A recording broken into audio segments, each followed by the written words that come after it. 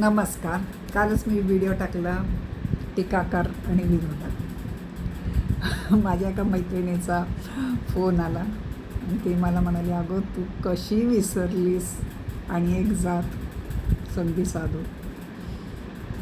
आणि तिला सगळं म्हणजे आम्ही खूप काळ सहवास केल्यामुळे एकत्र तिला माझ्या बऱ्याच गोष्टी माहिती आहेत, घरच्या ऑफिसच्या. तर ती म्हणाली, संधी साधू कशी तू विसरलीस.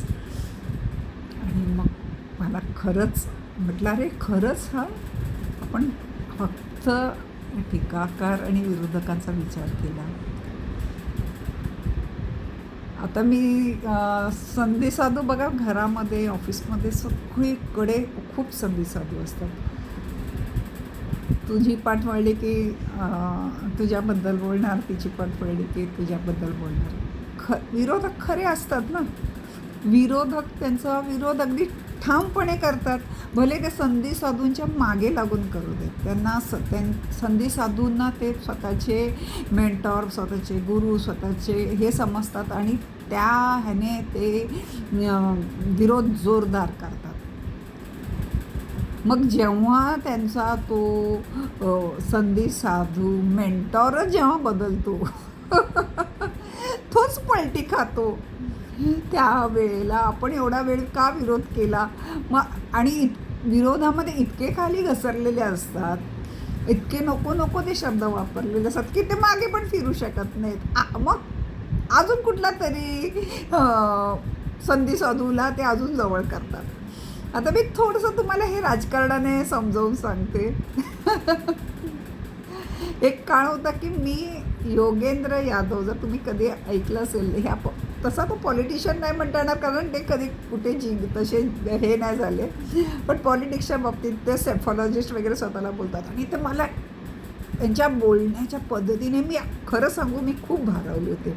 मी एकदा देवा प्रार्थना पण केली होती, बोलायला हे पाहिजे, असं गोड बोलून मारता यायला पाहिजे आपल्याला, असं मला वाटायचं. कारण मी ना जरा खूपच रफ टफ बोलते, जरा नाही जास्तच रफ टफ बोलते. तर मला असं वाटायचं, अरे तो आणि तोंडात ना काहीतरी चॉकलेट बिकलेट ठेवल्यासारखं असं घोळून घोळून दोन दोन शब्द, अगदी कुठेही अपशब्द नाही, काही नाही काही नाही.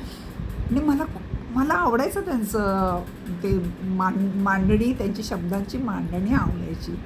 आणि नंतर मला जाणवायला लागलं की हा जसा वारा, वातकुकुट कसं जसा वारा हलतो तसं ते वातकुकुट. आता नवीन लोकांना वातकुकुट माहीत नसेल, पूर्वी वातकुकुट हा प्रकार असायचा, घराच्या वरती वारा कसा कुकुट त्या बाजूने तोंड करायचा, असा तो प्रकार होता तो. तर तसं ज्या बाजूने असं वाटतं त्याच्या अंदाजाने त्याला जे वाटतं की आता ह्याच्यामध्ये हे जिंकतील आणि हे येतील का, लगेच त्यांची बाजू घ्यायला लागतो, त्यांच्या बाजूने जाऊन दुसऱ्यांचा विरोध करायला लागतो. पण विरोध करताना त्यांची भाषा इतकी मवाळ, इतकी गोड की कधी तो पलटी खाऊन दुसरीकडे घुसू शकतो. हे संधी साधू आणि हे विरोधकांपेक्षा कठीण म्हणजे त्रासदायक असतात. कारण ह्यांची कळतच नाही ह्यांचं हे काही आहे. त्यांचा उद्देश फक्त व फक्त स्वार्थ, स्वतःचं हित. त्यांना जगाशी कोणाशी किती कोणाचं नुकसान होऊन दे, ज्यांनी आपल्यासाठी दुसऱ्याशी पंगा घेतला, यांनी म्हणजे अशा अगदी छान बोलतात की त्याच्या पाठीशी इतका ताफा तयार होतो आणि मग ते त्यांच्या शब्दाच्या लेवलने बोलतात. पण ते संधी साधूंचे निष्ठावान असतात, संधी साधूंचे निष्ठावान असतात. असाच एक संधी साधू गोड बोल्या, प्रशांत किशोर. पहिल्यांदा त्यांनी सांगितलं की मी म्हणजे त्याची कंपनी होती, त्याने कंपनीतून त्याने कसं पब्लिश कसं स्ट्रॅटेजी आखायची, आपल्याला जास्तीत जास्त लोकांकडे कसं पोचता येईल, हे सगळं त्याचं काम. आणि त्याने मोदीजींना 2014 जिंकून आणायला खूप मदत केली. पण त्याचा स्वार्थ काय होता, त्याला हुद्दा पाहिजे होता आणि तो हुद्दा त्याला पाहिजे, तो हुद्दा त्याला मिळाला नाही, पाहिजे ती मंत्रिपद त्याला मिळालं नाही. मग तो लगेच संधीचा ह्याच्यामध्ये गेला.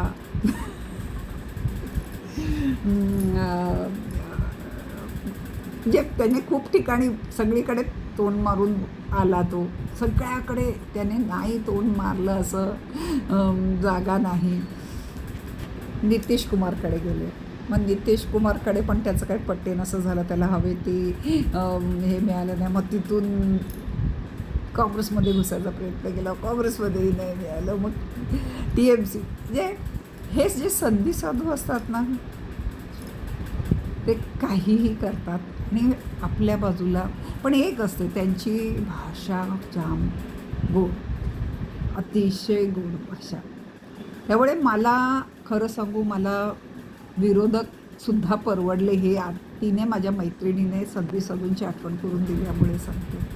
कारण घरात असू दे, नोकरीत असू दे, प्रवासात असू दे, आपल्याला हे असले संधी साधू एक तरी मिळतो आणि आपल्याला जाणवतं की हा संधी फक्त संधी साधू स्वतःच्या स्वार्थासाठी जिद भी मेरी पड भी मेरी करत गोड गोड गोड गोड बोलून हे राहतो. आणि ह्याच्यामध्ये ह्याने त्याचे जे त्याने जमवलेले विरोधक असतात ते मात्र नको ती भाषा, नको ते वाचून, मुद्दे सारून, मुद्दे भटकवून, काय काय करून स्वतःला मात्र बदनाम करून घेतात.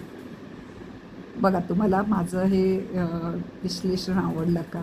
हे मी राजकारणाचं उदाहरण दिलं म्हणजे काही लोकांना राजकारणातल्या नावं तरी माहीत असतात. आता घरातले उदाहरण प्रत्येकाचे, काहींना च्या जावा किंवा काहींचे बॉस संधी साधू असतील, काहींचे वहिनी संधी साधू आणि काहींचे कनिष्ठ हे, तर ती उत्तरं उदाहरणं देणं जमत नाही. म्हणून मी आपलं तुम्हाला राजकारणातलं दिलं, जे शाश्वत तसं आपल्याला दिसतंय सत्य असल्यासारखं. म्हणून मला पटलं तर बघा. तुम्ही माझं ऐकतं त्याबद्दल मी खूप आभारी आहे.